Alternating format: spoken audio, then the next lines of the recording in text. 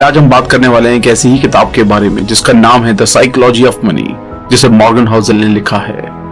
ये किताब personal finance को ह्यूमन बिहेवियर के लेंस से परखती है। ये कई सब्जेक्ट पर एक फ्रेश नजरिया देती है। जैसे कि बहुत सी पर्सनल फाइनेंस की बुक फोकस करती हैं ऐसी चीजों पर जैसे स्टॉक मार्केट कैसे काम करता है, कैसे स्टॉक सेल किए जाएं या पोर्टफोलियो बनाया जाए। हाउसल लोगों और पैसों के बीच के रिलेशनशिप पर फोकस करते हैं, इस पर पकड़ बनाने के लिए कि क्यों लोग खुद को कर्ज के बोझ तले दबा लेते हैं। आपको इंटरेस्ट रेट जानने की जरूरत नहीं है, आपको लालच को, असुरक्षा को, पॉजिटिविटी को स्टडी करने की जरूरत है। अच्छा पैसा होने का आपके स्मार्ट होने से बहुत कम लेना देना है, लेकिन ज्यादा इस चीज से लेना देना है कि किस तरह आप बिहेव करते हैं। सही चीजों में एंगेज करें और चांस है कि आप सक्सीड कर जाएंगे। इसी तरह से चाहे आप में कितनी भी इंटेलिजेंस, समझ या अंदर की खबर हो, ये आपको गलत बिहेवियर से उपजे रिजल्ट से नहीं बचा सकती है। बुक का हर चैप्टर एक इंसान के पैसों के प्रति बिहेवियर और एटीट्यूड को दर्शाता है। कुछ निश्चित बिहेवियर्स अच्छे नतीजे की गारंटी होते हैं, जबकि दूसरे बिहेवियर्स फेलियर की। इस बुक में मनी से जुड़े बहुत सारे लेसन पर बात की गई है। कुछ लेसन्स हमारे कुछ निश्चित व्यवहार के प्रति सजग बनाते हैं, दूसरे लेसन्स हमें लाभकारी आदतों को अपनाने के लिए प्रोत्साहित करते हैं। इन लेसन्स की खूबसूरती यह है कि इन्हें कोई भी कर सकता है। ये सिर्फ ज्यादा इनकम वाले लोगों के लिए या बहुत बड़ी एजुकेशनल डिग्री वालों के लिए नहीं है। ये बुक आपका अपने पैसों के साथ रिलेशनशिप और एटीट्यूड सुधारने का काम करेगी। ये मुश्किल नहीं है। ऑथर हमको अश्योर करते हैं पैसा बनाने के लिए सिर्फ अनुशासन, सब्र और कंस्ट्रक्टिव बिहेवियर की जरूरत होती है। अगर आपने अब तक हमारे चैनल को सब्सक्राइब नहीं किया है तो इससे पहले कि आप वीडियो में खो जाएं, इमीडिएटली चैनल को सब्सक्राइब और वीडियो को इमीडिएटली लाइक भी कर दें। हमारा चैनल यूट्यूब के बेस्ट समरी चैनल में से एक है। हमारी वीडियोस कभी कभी थोड़ी लंबी हो सकती है क्योंकि हम वीडियो और बुक के कंटेंट पर कभी भी कॉम्प्रोमाइज नहीं करते, इसलिए वीडियो को एंड तक देखना जरूरी है। और याद रखिए, अगर ये वीडियो आपको पसंद आए तो सभी जरूरतमंद लोगों के साथ इस वीडियो को शेयर करना ना भूलें। क्या पता उनकी जिंदगी इस वीडियो को देखने के बाद बदल जाए। तो चलिए फिर इस बुक के 12 इंपॉर्टेंट लेसन्स को डिटेल में समझते हैं। No one is crazy. हर एक की अलग सोच होती है कि किस तरह दुनिया काम करती है। आपका दुनिया को देखने का नजरिया कई हालातों, वैल्यूज और बाहरी प्रभावों से प्रभावित होता है। आपका अपने पैसों के साथ पर्सनल एक्सपीरियंस का दुनिया में होने वाली घटनाओं से लेना देना 0.000000001% है, लेकिन 80% इस बात से है कि आप किस तरह सोचते हैं कि दुनिया कैसे काम करती है। कोई भी चीज आपके डर और अनिश्चितता की ताकत को रोक नहीं सकती है, चाहे आप कितना भी पढ़ लें या ओपन माइंडेड हो जाएं। हम सब ये सोचते हैं कि हमें पता है कि दुनिया कैसे काम करती है, लेकिन हम इसको एक पतले से रेशे के बराबर भी अनुभव नहीं कर पाए हैं। यूएस में लॉटरी खरीदने वालों पर गौर करें। लो इनकम वाले लोग सालाना इस पर $400 तक खर्च करते हैं, यानी कि लगभग 30,000 रुपए। ये नंबर हायर इनकम वालों को भी चौंका सकता है। इसे पैसों की एक उम्मीद और ख्वाहिश का नाम देकर कुछ लोग इसको सही ठहरा सकते हैं। बिना खुद को उनकी जगह पर रखे ये जान पाना मुश्किल है कि वो ऐसा क्यों करते हैं।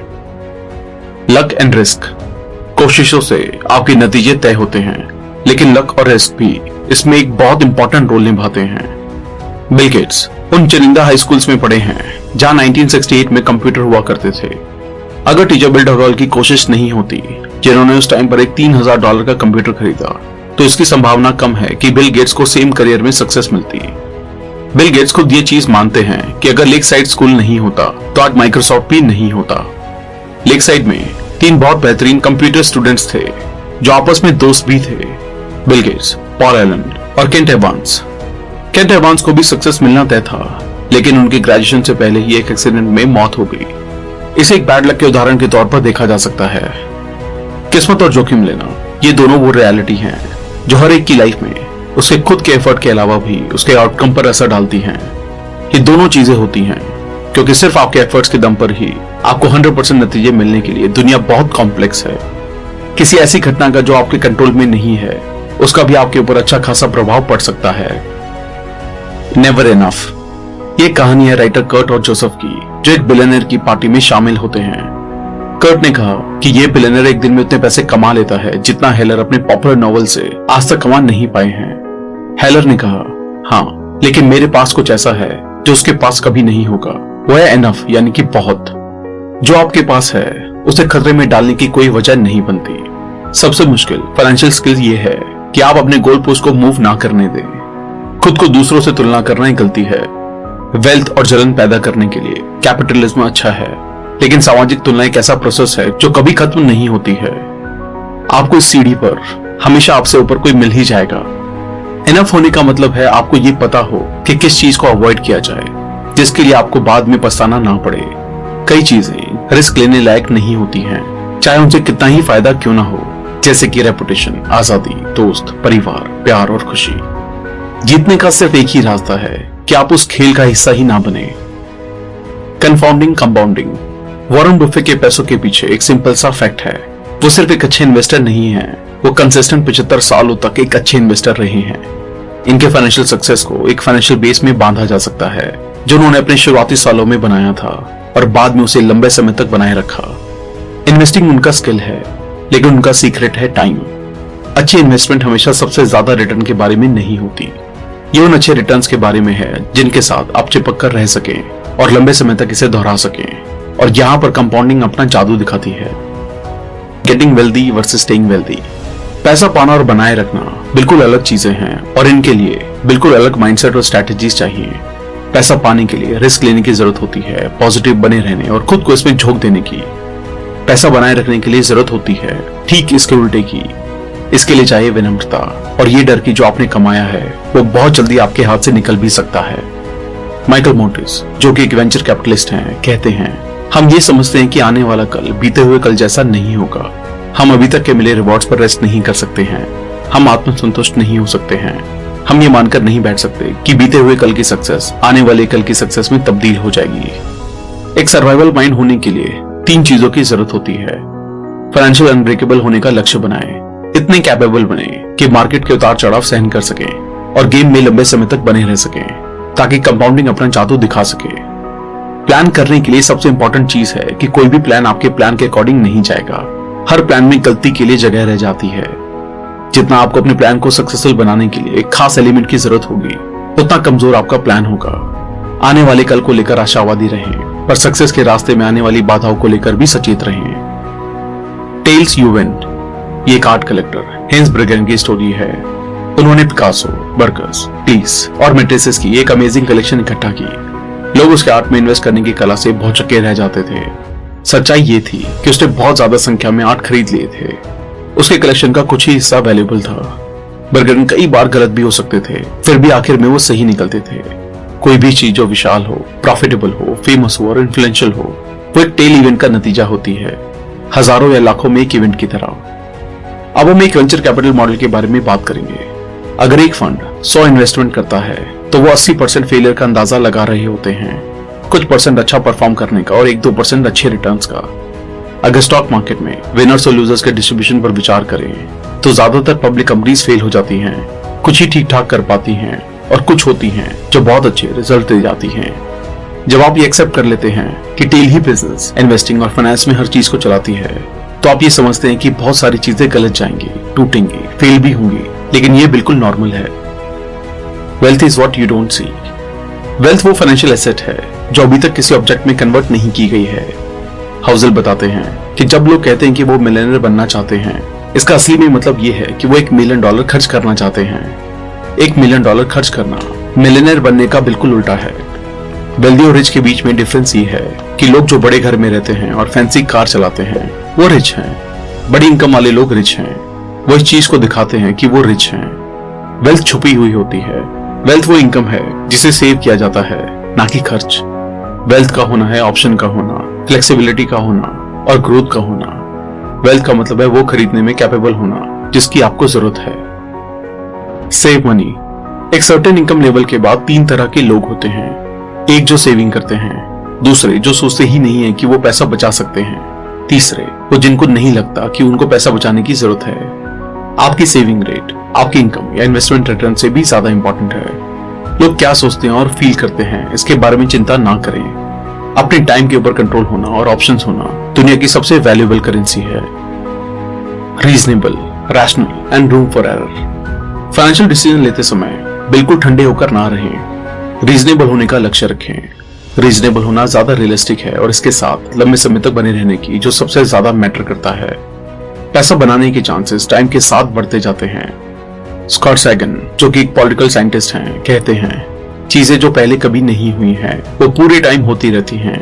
याद रखें, बीते कल की परफॉर्मेंस आने वाले कल की परफॉर्मेंस का इंडिकेटर नहीं होती है। ब्लैक जैक या पोकर के प्लेयर को पता होता है कि वो संभावना के साथ खेल रहे हैं, निश्चितताओं के साथ नहीं। सबसे बेहतर प्लान ये है कि उन चीजों के लिए प्लान किया जाए जो आपके प्लान के अकॉर्डिंग नहीं जाती हों। आप इसको गलती के लिए जगह होना भी कह सकते हैं। ये इकलौता तरीका है सुरक्षित रूप से ऐसी दुनिया को दिशा देने का जो कि ऑड से चलती है, ना कि सर्टेनिटी से। ऐसी चीज के लिए प्रिपेयर होना या एंटिसिपेट करना बहुत मुश्किल है जिसे आप देख नहीं सकते। तो आप क्या कर सकते हैं? आप ये कर सकते हैं कि आप सिंगल पॉइंट ऑफ फेलियर को अवॉइड करके फेलियर के इम्पैक्ट को मिनिमाइज कर सकते हैं। सबसे बड़ा सिंगल पॉइंट ऑफ फेलियर ये होता है कि आप अपने खर्च और जरूरतों के लिए सिर्फ एक सोर्स ऑफ इनकम पर निर्भर रहते हैं, वो भी बिना किसी सेविंग के। रेनी डे फंड्स एक अच्छा आइडिया है। उन चीजों के लिए पैसा बचाएं जिन्हें आप एंटिसिपेट या प्रेडिक्ट नहीं कर सकते हैं। You will change.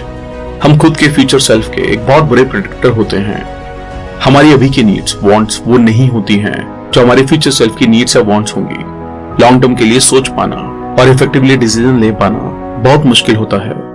इस सच्चाई को स्वीकार करें कि एक इंसान चेंज होने के लिए ही बना है।